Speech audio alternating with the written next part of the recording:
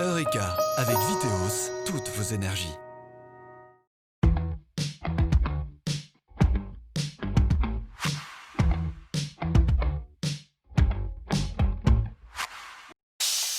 Salut à tous, bienvenue dans Eureka, l'émission dédiée aux énergies sous toutes leurs formes et au développement durable. On vous emmène aujourd'hui visiter une maison ici à Sierre dans le Valais chez Arnaud Zuffray, qui est un ingénieur de formation qui a décidé il y a quelques années de rénover la maison qu'il a héritée de ses parents. Allez, on va commencer la visite. Pour nous accompagner dans cette visite, nous avons fait appel au Neuchâtelois Marc Chapat, spécialiste des questions d'économie d'énergie à titre professionnel, notamment connu pour avoir fait part de son expertise aux organisateurs de Festinoche. Cette maison, construite dans les années 80, est aujourd'hui labellisée Minergie A, le meilleur résultat possible. Notre hôte a choisi de la rénover en 2 phases, en 2007 puis en 2017, ce qui lui permet de diviser par 4 sa consommation d'énergie, coût total de l'opération 210 000 francs. Je propose qu'on commence par l'installation solaire parce que c'est par là que j'ai commencé. Tiens, pendant qu'on se déplace, on peut rappeler que la moitié de la consommation énergétique du pays relève de la construction et de l'exploitation du parc immobilier, d'où l'importance bien de rénover le patrimoine bâti. Ces panneaux solaires thermiques servent à chauffer l'eau sanitaire. Alors j'ai installé ces 2 panneaux solaires ici qui représentent environ 5 mètres carrés. Et puis j'ai attendu une année, j'ai vu que ça n'avait pas changé grand chose à ma facture d'électricité. Donc il fallait que je creuse un peu plus et que je me plonge un peu plus dans les détails pour voir comment je pouvais faire pour optimiser cette maison. Donc là, vous avez pensé tout de suite à l'isolation de la maison, l'enveloppe thermique comme on dit. C'est ça, donc en fait je me suis rendu compte que la très grande part de la consommation d'énergie elle était liée au chauffage électrique qui était installé. Et puis du coup j'ai dû me poser la question de refaire l'enveloppe du bâtiment. L'isolation des façades consistant à l'origine en 3 petits centimètres de laine de verre, l'ingénieur décide d'appliquer une couche de 18 cm de Sagex expansé qui ne semble pourtant pas être de prime abord la solution la plus écologique. Au début, mon souhait c'était d'avoir l'éco-bilan le plus réduit, de minimiser l'empreinte écologique. Puis j'étais parti sur une laine de bois qui avait le meilleur éco-bilan. C'était hors budget, donc c'était soit je faisais rien, soit je faisais quelque chose mais avec un autre isolant. Et puis pour finir, je suis parti sur cette isolation classique. La plupart des immeubles sont faits comme ça. Mais très rapidement, ça permet d'économiser du pétrole pour le chauffage. Donc finalement, à partir d'une année ou 2 de chauffage, vous avez amorti l'énergie grise de ce matériau. Puis après, tout le reste sur les 60 ans de durée de vie du bâtiment ou l'isolation, c'est tout bénef après. L'installation plus récente de panneaux photovoltaïques en 2017 permet aujourd'hui de produire l'entièreté de la consommation électrique de la maison. Tout cela facilité par le remplacement du chauffage autrefois électrique par un poêle à pellets fabriqué localement.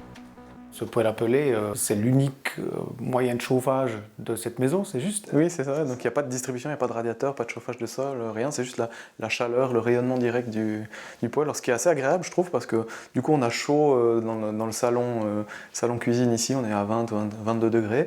Et puis plus on s'éloigne du poêle, plus il fait frais. Puis du coup dans les chambres, l'hiver, il fait 18-19 degrés. Et puis du coup c'est assez confortable pour dormir aussi. D'accord. Et pour l'étage, en fait? Alors ce qui est assez rigolo, c'est qu'il y a une stratification de la chaleur qui se fait, et il fait un peu plus chaud auprès de la dalle, et ça fait un espèce de chauffage de sol pour l'étage au-dessus, et ça chauffe tout l'étage au-dessus sans autre appoint. Et ça, c'est intéressant, parce que dans le canton de Neuchâtel, on a une interdiction à partir de 2030 de chauffer à l'électricité. Donc il y a plein de gens qui se posent la question, comment ils vont pouvoir chauffer leur maison, mais finalement... il n'y a pas besoin d'avoir un système de distribution. On le voit en tout cas avec une maison bien isolée, c'est ça. Très bien isolée. On arrive, avec un simple poêle qui est central, on arrive à chauffer l'ensemble de la maison. Enfin, le goudron et le gazon d'époque ont aussi disparu pour laisser la place à un jardin biologique et à un petit étang favorisant la biodiversité.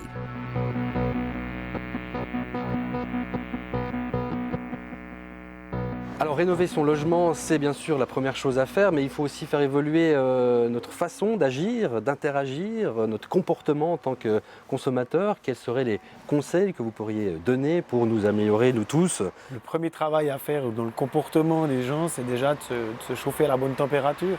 On voit souvent des appartements trop chauffés où les gens, en plein hiver, chauffent en dessus de 20, 22, 23, 24 degrés. Et je pense que si on se limitait tous à 20 degrés déjà, ça irait déjà un peu mieux. Également l'ouverture des fenêtres qui engendre une ouverture d'une vanne thermostatique. Et c'est vrai que quand la vanne thermostatique s'ouvre, le chauffage est à plein régime, alors qu'on a une fenêtre ouverte juste au-dessus, donc il faudrait éviter ça. On chauffe les petits oiseaux, comme vous dites. C'est ça, on chauffe les petits oiseaux et je ne pense pas qu'ils en aient besoin spécialement. Il y a aussi ce qu'on peut entendre assez souvent, éteindre ses appareils en veille parce que ça consomme aussi beaucoup d'énergie. Oui, en effet, alors il y a quelque chose de très simple à faire, c'est simplement un barreau électrique ou une multiprise avec un interrupteur.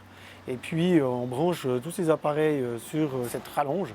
Et puis quand on va se coucher le soir, on déclenche l'interrupteur et puis en fait tous les appareils sont éteints et ne restent pas en stand-by. Ça permet d'économiser passablement d'énergie, si tout le monde avait ce système-là.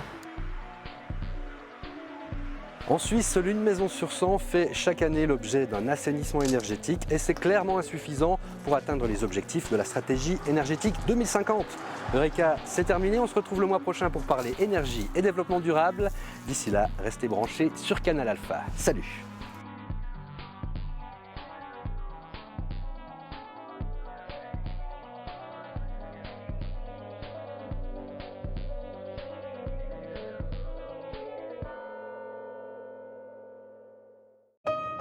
C'était Eureka avec Viteos, toutes vos énergies.